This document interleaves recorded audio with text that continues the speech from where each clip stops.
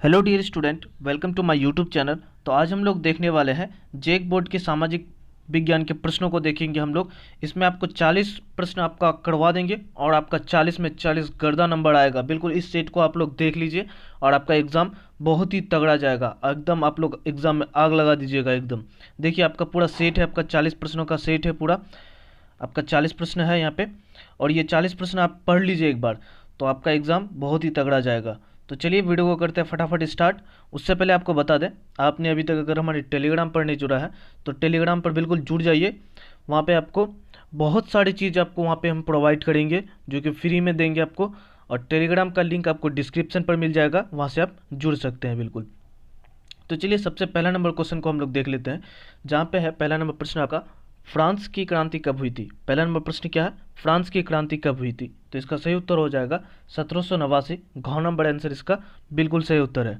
उसके बाद है दूसरा नंबर प्रश्न आपका, जहाँ पे बोल रहा है सामाजिक उपबंध नामक पुस्तक का लेखक कौन था। सामाजिक उपबंध पुस्तक का लेखक कौन था। तो याद रखना किसने लिखा था, रूसो ने लिखा था, ऑप्शन नंबर क। उसके बाद है तीसरा नंबर प्रश्न आपका, जहाँ पे बोल रहा है यंग इटली सोसाइटी की स्थापना किसने किया था। यंग इटली सोसाइटी की स्थापना किसने किया था। तो इसका सही उत्तर होगा मेजनी ने किया था। किसने, मेजनी। ख नंबर आंसर इसका बिल्कुल सही उत्तर है। उसके बाद है 4 नंबर प्रश्न आपका, इटली का एकीकरण कब हुआ। इटली का एकीकरण कब हुआ। तो इसका सही उत्तर होगा 1861 में हुआ था। कब हुआ था, 1861। ख नंबर आंसर इसका बिल्कुल सही उत्तर है। उसके बाद है 5 नंबर प्रश्न आपका, शुल्क संघ ज्वाल वेराइन की स्थापना किसने किसकी पहल पर की गई थी।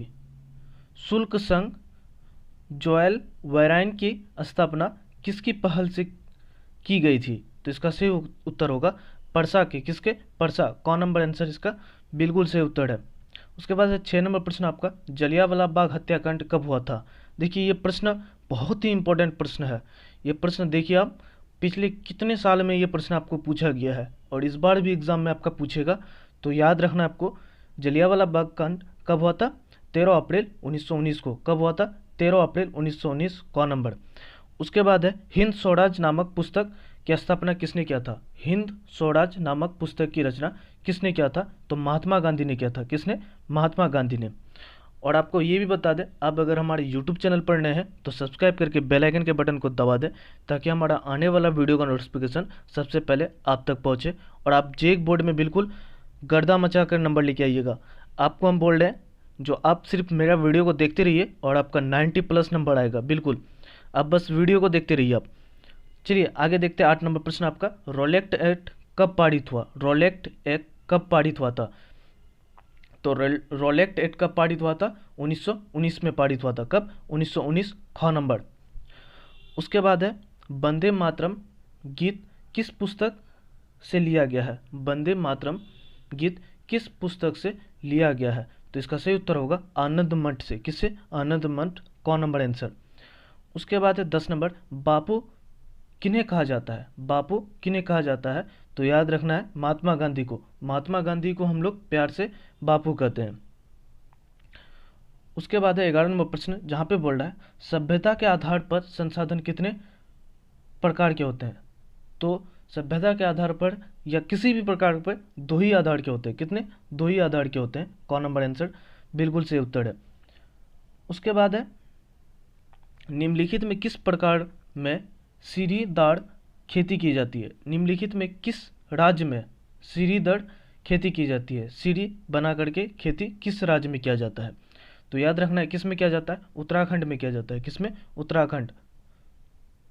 उसके बाद है 13 नंबर प्रश्न आपका, जहाँ पे बोला है पूर्व तट के नदी डेल्टाओं पर किस प्रकार की मृदा पाई जाती है। पूर्व तट के नदी डेल्टाओं पर किस प्रकार की मृदा पाई जाती है। तो किस प्रकार की मृदा पाई जाती है, काली मृदा पाई जाती है। याद रखना है आपको। उसके बाद है 14 नंबर प्रश्न आपका, जहाँ पे बोल रहा है किस मृदा को रेगड़ या सोहता जुताई वाली मृदा कहा जाती है। कहते हैं किस मृदा को रेगड़ या सोहता जुताई वाली मृदा भी कहते हैं। तो याद रखना है किसको कहते हैं, जलोढ़ मृदा को। किसको, जलोढ़ मृदा। ख नंबर आंसर। उसके बाद चलते हैं हम लोग 15 नंबर प्रश्न है, जहाँ पे बोल रहा है इनमें से कौन सा संरक्षण तरीका समुदायों की सीधी भागीदारी नहीं करती है, समुदायों की सीधी भागीदारी नहीं करती है। तो इसका सही उत्तर हो जाएगा वन जीव पशु विहार का परिसीमन।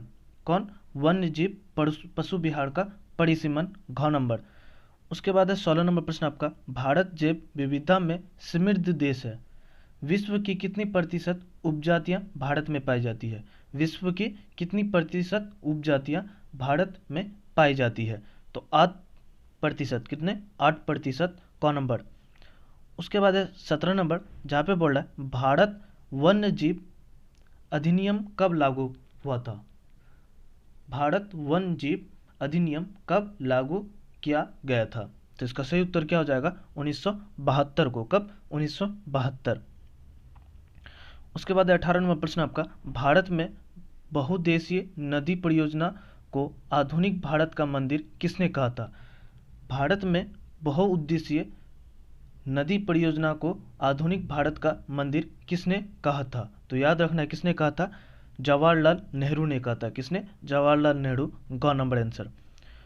उसके बाद है 19 नंबर प्रश्न आपका, दामोदर नदी घाटी परियोजना किस राज्य में स्थित है?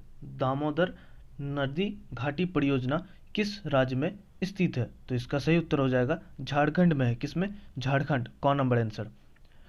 उसके बाद है 20 नंबर प्रश्न आपका, जहाँ पे बोल रहा है सरदार सरोवर बांध से कौन सा राज्य प्रभावित होता है? सरदार सरोवर बांध से कौन सा राज्य प्रभावित होता है? तो इसका सही उत्तर होगा गुजरात। कौन सा राज्य? गुजरात राज्य प्रभावित होता है। उसके बाद 21 नंबर प्रश्न आपका, जहाँ पे बोल रहा है औसत आय की गणना किस प्रकार से की जाती है? तो औसत आय की गणना किस प्रकार से की जाती है? देश की कुल आय बटे देश की कुल जनसंख्या से औसत आय को निकाला जाता है। कौन नंबर आंसर इसका बिल्कुल सही उत्तर है। उसके बाद चलिए 22 नंबर प्रश्न देखते हैं हम लोग, जहाँ पे बोल रहा है मान लीजिए किसी देश में 4 परिवार है। कितने परिवार है? 4 परिवार। और इन परिवार की प्रति व्यक्ति आय 5,000 रुपये है। अगर 3 परिवार की आय क्रमशः 4,000, 7,000 और 3,000 है तो चौथा परिवार की आय कितना होगा? तो आपको 4 परिवार है, अब प्रति परिवार से कितना है? 5,000 है। तो 5,000 गुना 4 कीजिएगा तो आप लोग कितना आएगा? 20,000। और ये तीनों को अगर जोड़ दीजिएगा तो आपका आएगा 14,000। कितना आएगा? 7 3 10 और 4 14,000। तो इसमें घटा दीजिएगा तो आपका 6,000 आएगा। कितना? 6,000। चौथा परिवार की आय कितना होगा? 6,000, घ नंबर आंसर। उसके बाद है 23 नंबर प्रश्न आपका, जहाँ पे बोल रहा है मानव विकास रिपोर्ट देश की तुलना किस आधार पर करती है? मानव विकास रिपोर्ट देशों की तुलना किस आधार पर करती है? तो पहला है को स्वस्थ, दूसरा है शिक्षा, तीसरा है आपका प्रति व्यक्ति आय। तो इसका तीनों पर करती है। तो इसका सही उत्तर हो जाएगा उपर्युक्त सभी, घ नंबर आंसर। उसके बाद है 24 नंबर प्रश्न आपका, एक वर्ष में पैदा हुए प्रति 1,000 जीवित बच्चों में से 1 वर्ष की आयु से पहले मरने वाले बच्चे की संख्या क्या कहलाती है? 1 वर्ष में पैदा हुए प्रति 1,000 जीवित बच्चों में से 1 वर्ष की आयु से पहले मरने वाले बच्चों की संख्या को क्या कहलाता है? तो याद रखना है क्या कहलाता है? शिशु मृत्यु दर। क्या? शिशु मृत्यु दर, क नंबर आंसर। उसके बाद है 25 नंबर, जहाँ पे बोल रहा है वनों उत्पादक का संग्रह करना किस क्षेत्र की गतिविधि है? वनों उत्पादक का संग्रह करना किस क्षेत्र की गतिविधि है? तो इसका सही उत्तर हो जाएगा 25 का ख नंबर, प्राथमिक क्षेत्र की। किसकी? प्राथमिक क्षेत्र, कौन? ख नंबर आंसर। उसके बाद है 26 नंबर, जहाँ पे बोल रहा है वे क्षेत्र जो सरकार द्वारा पंजीकृत होते हैं पर उन्हें सरकारी नियमों और विनियमों का अनुपालन करना होता है, और उन्हें सरकारी नियमों और विनियमों का अनुपालन करना होता है, तो वो क्या कहलाता है? तो वो क्या कहलाता है? संगठित क्षेत्र कहलाता है, क नंबर आंसर। उसके बाद है 27 नंबर प्रश्न आपका, जिसमें बोल रहा है रमेश, सुरेश, नरेश तथा राकेश 4 भाई है। रमेश खेत में काम करता है, सुरेश किसी फैक्ट्री में मजदूरी करता है, नरेश एक शिक्षक है, राकेश एक टैक्सी ड्राइवर है। इनमें से किसके कार्य सेवा क्षेत्र के अंतर्गत में आता है? ये चारों भाइयों में से कौन सा सेवा क्षेत्र में कार्य करते हैं? तो देखिए, नरेश शिक्षक है, वो भी सेवा क्षेत्र में ही कार्य कर रहे, सेवा दे रहे हैं। और राकेश एक टैक्सी ड्राइवर है, तो ये भी सेवा दे रहे हैं। तो इसका क्या हो जाएगा? नरेश और राकेश, गौ नंबर आंसर। उसके बाद है 28 नंबर प्रश्न आपका, जिसमें बोल रहा है रोहन एक अकुशल बेरोजगार युवक है। रोहन एक अकुशल बेरोजगार युवक है। वह रोजगार की गारंटी देने वाली सरकार योजना मनरेगा के तहत अपना पंजीयन करवाता है। वह रोजगार की गारंटी देने वाले सरकारी योजना मनरेगा के तहत अपना पंजीकरण करवाता है। और रोहन को वर्ष में कितने दिन रोजगार की गारंटी मिलेगी? उसको कितने दिन रोजगार की गारंटी मिलेगी? तो मनरेगा के तहत 100 दिन की रोजगार की गारंटी देती है सरकार। कितने दिन की? 100 दिन की रोजगार की गारंटी देती है। तो इसका गौ नंबर आंसर इसका बिल्कुल सही उत्तर है। उसके बाद देखते हैं हम लोग आगे 29 नंबर प्रश्न आपका, संगठित क्षेत्र का सही अर्थ चुने। इनमें से संगठित क्षेत्र के लिए कौन सा अर्थ सही है? तो इसका सही उत्तर हो जाएगा 29 का क नंबर आंसर। यह उन अधिनियमों को शामिल करता है जहां रोजगार की शर्तें नियमित है। क्या करता है? यह उन नियमों को सम्मिलित करता है जहां रोजगार की शर्तें नियमित है। उसके बाद है 30 नंबर प्रश्न आपका, जहां पे बोल रहा है कौन सा क्षेत्र को सेवा क्षेत्र भी कहते हैं?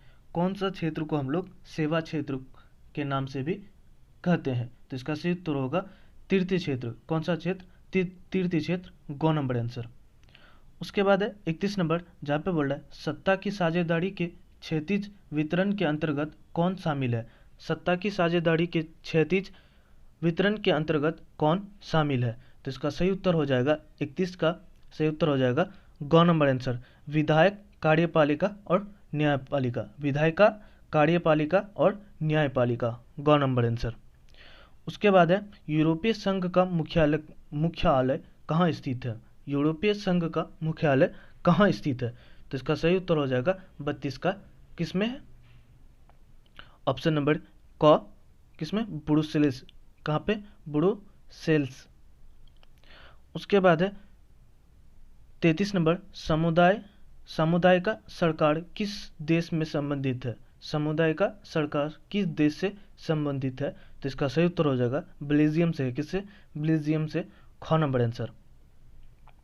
उसके बाद है 34 नंबर, बेल्जियम में डच भाषा बोलने वाले की आबादी कितनी प्रतिशत है? बेल्जियम में डच भाषा बोलने वाले आबादी कितनी प्रतिशत है? तो इसका सही उत्तर हो जाएगा 59% है। कितने? 59, घ नंबर आंसर। उसके बाद देखते हैं हम लोग 35 नंबर प्रश्न आपका, सत्ते की साझेदारी का ऊर्ध्वाधर वितरण से नियम में से कौन संबंधित है? इनमें से कौन एक संबंधित है? सत्ता के साझेदारी ऊर्ध्वाधर वितरण के निम्न में से कौन संबंधित है? तो इसका सही उत्तर हो जाएगा ख नंबर, केंद्र सरकार, राज्य सरकार, स्थानीय सरकार। कौन है? केंद्र सरकार, राज्य सरकार, स्थानीय सरकार। उसके बाद है 36 नंबर प्रश्न आपका, इनमें से कौन संघ सूची का विषय है? इनमें से कौन एक संघ सूची का विषय है? तो इसका सही उत्तर क्या हो जाएगा? ख नंबर आंसर, प्रतीक्षा, विदेशी मामले और बैंकिंग। कौन सा?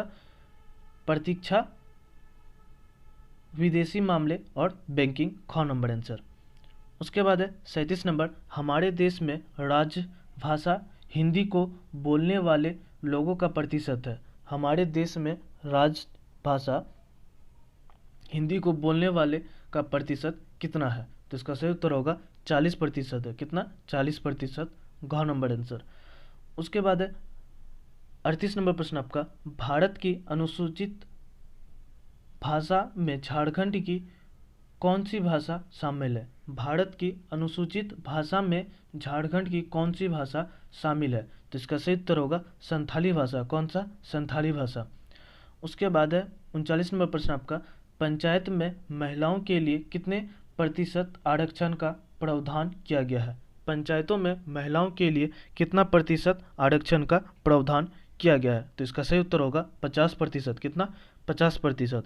उसके बाद 40 नंबर प्रश्न आपका, भारत में वास्तविक की दिशा में एक बड़ा कदम कब उठाया गया था? भारत में वास्तविक विकेंद्रण की दिशा में एक बड़ा कदम कब उठाया गया था? तो इसका सही उत्तर होगा 1992 में। कब? 1992। कौन नंबर आंसर? तो बिल्कुल ये 40 प्रश्न आपका सेट का था और ये 40 प्रश्न आपका एग्जाम में, बिल्कुल यही 40 प्रश्न में से ज़्यादा प्रश्न आपका एग्जाम में पूछेगा। और वीडियो कैसी लगी कमेंट पर ज़रूर बताना, और आपको टर्म 2 का भी क्वेश्चन अगर चाहिए तो उसके बारे में भी कमेंट पर ज़रूर बताना। और टेलीग्राम पर अभी तक अगर नहीं जुड़े हैं तो टेलीग्राम पर बिल्कुल जुड़ना ना भूलें। तो फिर मिलते हैं नेक्स्ट वीडियो में, तब तक के लिए इतना ही। जय हिंद।